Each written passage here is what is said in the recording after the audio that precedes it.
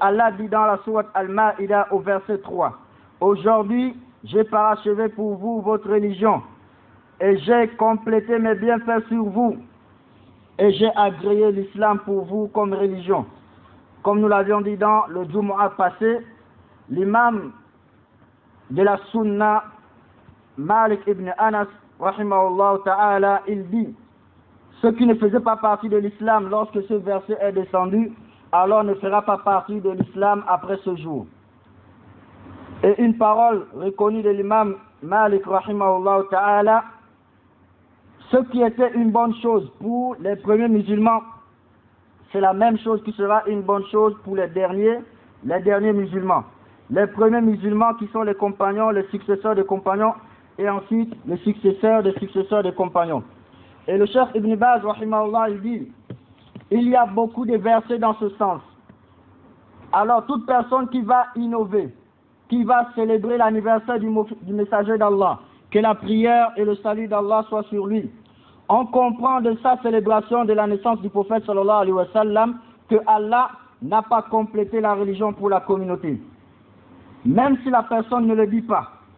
Comme l'imam Malik rahimahullah l'avait dit, toute personne qui fait une innovation dans l'islam et il voit que l'innovation là est une bonne chose, cette personne est en train de dire que la religion là, le prophète Muhammad sallallahu alayhi wa sallam nous a trahis. Il nous a caché des choses et nous avons découvert ces choses-là. Et il y a plus grave encore, comme le Cheikh Ibn Baz, rahimahullah, il dit, ça nous montre aussi que le messager d'Allah, sallallahu alayhi wa sallam, n'a pas transmis le message comme cela doit être, comme les gens vont appliquer cela.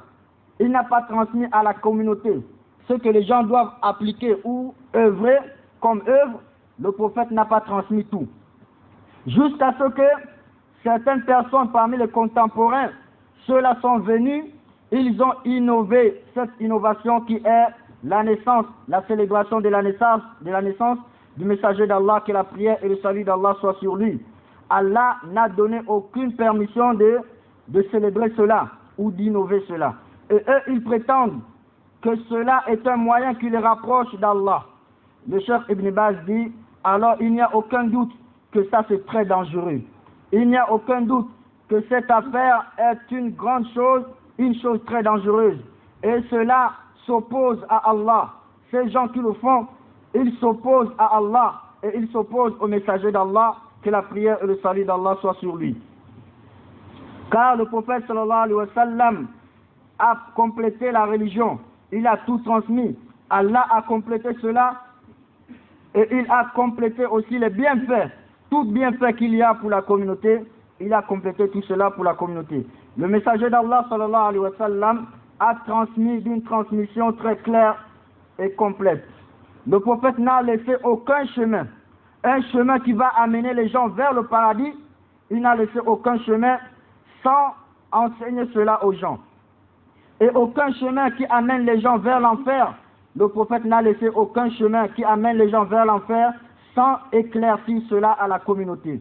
Comme cela est établi dans le hadith authentique, selon Abdullah, fils de Amr, qu'Allah les agrée, le messager d'Allah, que la prière et le salut d'Allah soient sur lui, a dit, Allah n'a envoyé aucun prophète sans que cela ne soit un devoir sur ce prophète de montrer à sa communauté tout ce qu'il y a comme bien qu'il connaît pour la communauté.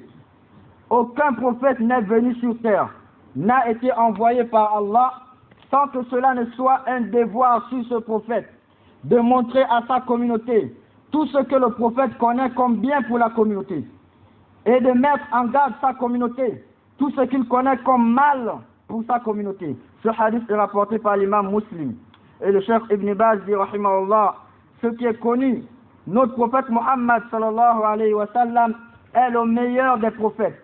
Et il est le dernier des prophètes. Et il est le plus complet dans la transmission du message d'Allah sallallahu azza wa jal. Le prophète sallallahu alayhi wa sallam est le plus complet, le plus parfait dans la transmission du message. Et il est celui-là qui est le plus complet aussi dans le conseil qu'il donne pour sa communauté.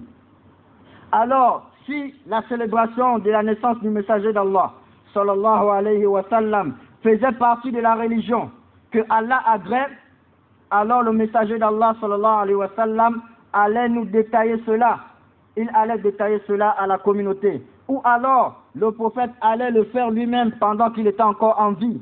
Ou alors, les compagnons du prophète sallallahu alayhi wa sallam, qu'Allah les agrée, ils allaient célébrer la naissance du messager d'Allah sallallahu alayhi wa sallam. Parce que eux, ils aiment le prophète plus que nous. Ils aiment la sunna du prophète sallallahu alayhi wa sallam plus que nous. Ils aiment le bien plus que nous. Il n'y a aucun bien que les compagnons connaissent sans le faire.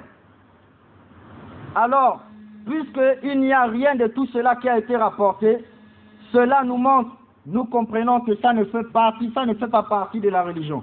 Il n'y a rien de tout cela qui fait partie de la religion. Mais plutôt, ça fait partie des choses innovées, des choses